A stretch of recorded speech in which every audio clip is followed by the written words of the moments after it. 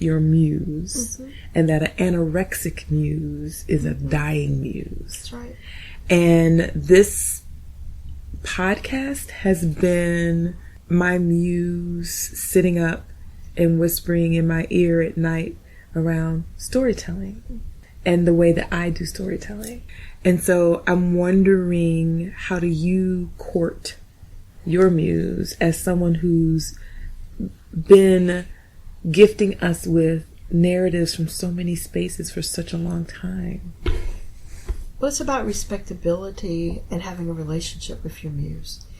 So it's funny you're asking me this question, because in September, I am actually the September speaker for Creative Mornings Asheville, which is like an international, it's like TED Talks, but it's called Creative Mornings. And Asheville does it. I'm speaking, the theme is the muse in September. But it's about building, I have relationships with the muse. And it's not the same. My muse is, again, a shapeshifter. It's not always a person. It's a smell. It's a piece of music that pulls me in.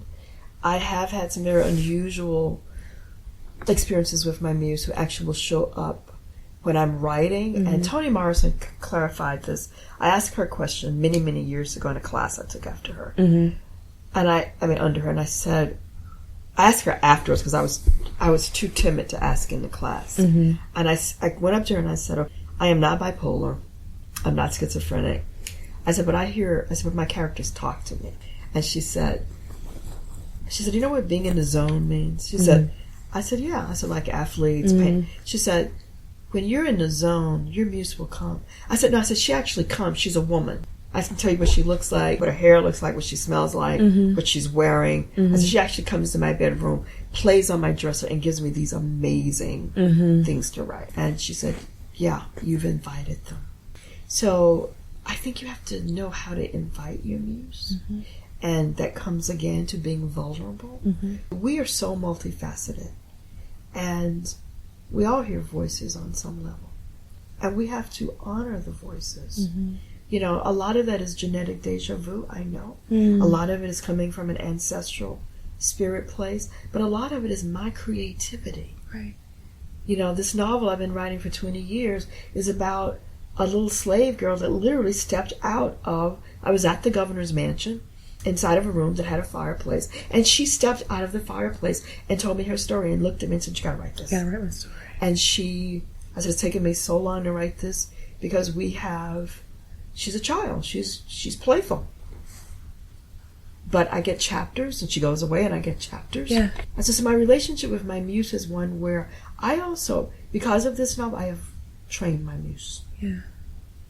Because there have been times when I'm like, no, can't you see what I'm doing? Can't you see I'm busy? I ain't writing no poem right now. Girl, you better go somewhere and sit down.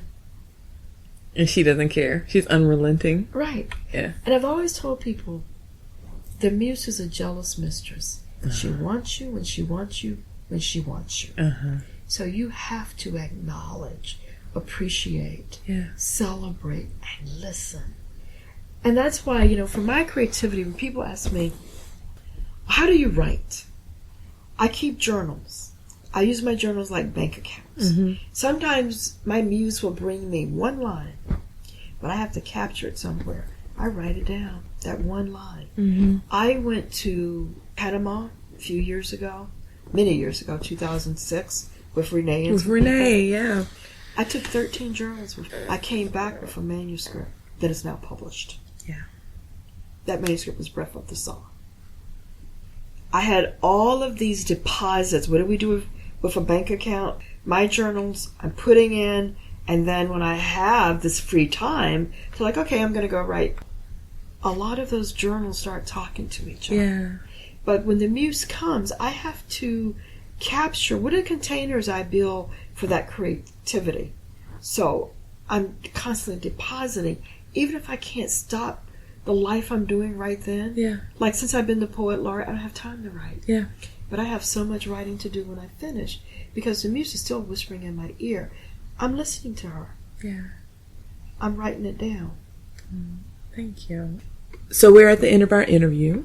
we have space again for you to make an offering to the Black Girl's Guide to Surviving Menopause. We said that we were going to actually put together a physical guide in 2020 of all these different conversations and offerings. And I would love for you to offer us something that we can tuck into that sweet space. I think my offering would be, and I think I may have said this before,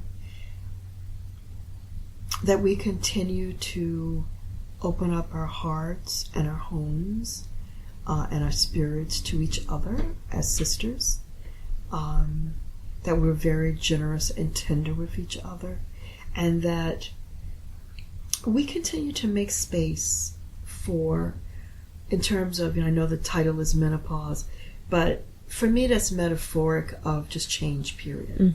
That we make space, make room for our own changes and our own transitions. And I think that's one of the biggest challenges for everybody, all human life, is we don't deal with change and evolution very well. But also, how do we kind of become the curator of that change? And I think that's more about what this is about. We're all human museums.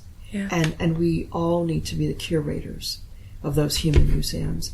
And allowing those people that can, one of the metaphors I had for myself when I was grieving was that I was way out in the ocean in a tiny boat.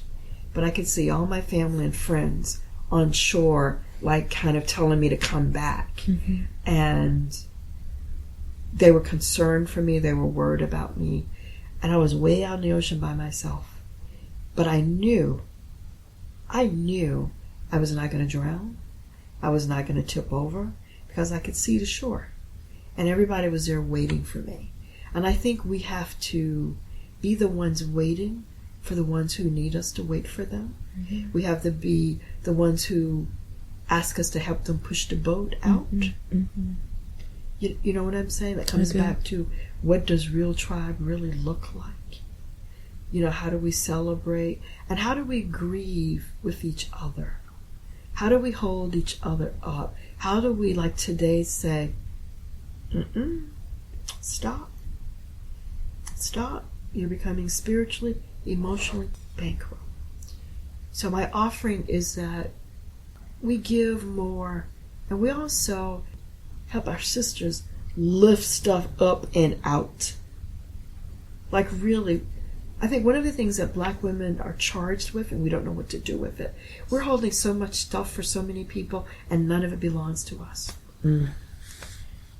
So, like with all of these celebrations of sisterhood, I keep wanting to have like a day of people talk about cleansing, but a serious day of like cleaning out the closets.